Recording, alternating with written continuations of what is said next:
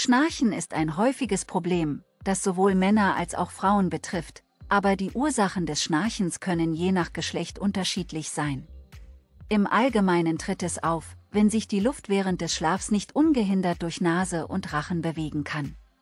Dies geschieht in der Regel durch die Entspannung der Muskeln im Rachen, die zu einer teilweisen Behinderung des Luftstroms führt. Bei Frauen sind meistens übermäßiges Fett im Halsbereich und hormonelle Veränderungen, die durch eine Schwangerschaft oder die Einnahme oraler Verhütungsmittel verursacht werden, die Ursache für das Schnarchen. Darüber hinaus haben Frauen nach der Menopause häufiger mit Schnarchen zu kämpfen, da der Östrogenspiegel sinkt und das Gewebe im Rachenraum zunehmend schwindet. Bei Kindern sind vergrößerte Mandeln und Rachenmandeln die häufigsten Ursachen für Schnarchprobleme. Außerdem können Allergien, Erkältungen und andere Infektionen der oberen Atemwege den Luftstrom in Nase und Rachen blockieren, was zu Schnarchen führt.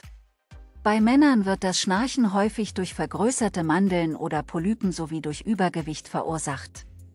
Bei Herren mit größerem Halsumfang ist die Wahrscheinlichkeit größer, dass sie an obstruktiver Schlafapnoe, OSA, leiden, einer ernsten Form des Schnarchens, die medizinisch behandelt werden muss. Es gibt verschiedene Behandlungen und Hausmittel, um das Schnarchen zu reduzieren.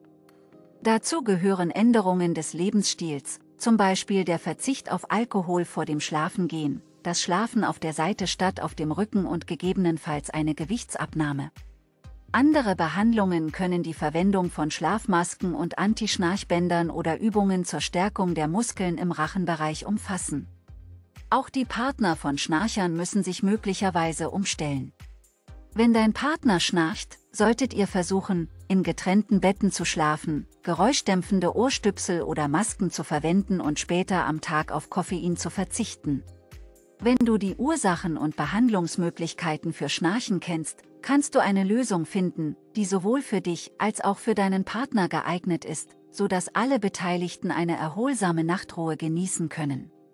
Vielen Dank, dass du dir unser Video über das Thema Schnarchen angesehen hast. Wir hoffen, dass es dir dabei geholfen hat, dieses häufige Problem in den Griff zu bekommen. Viel Glück auf deinem Weg zu besserem Schlaf.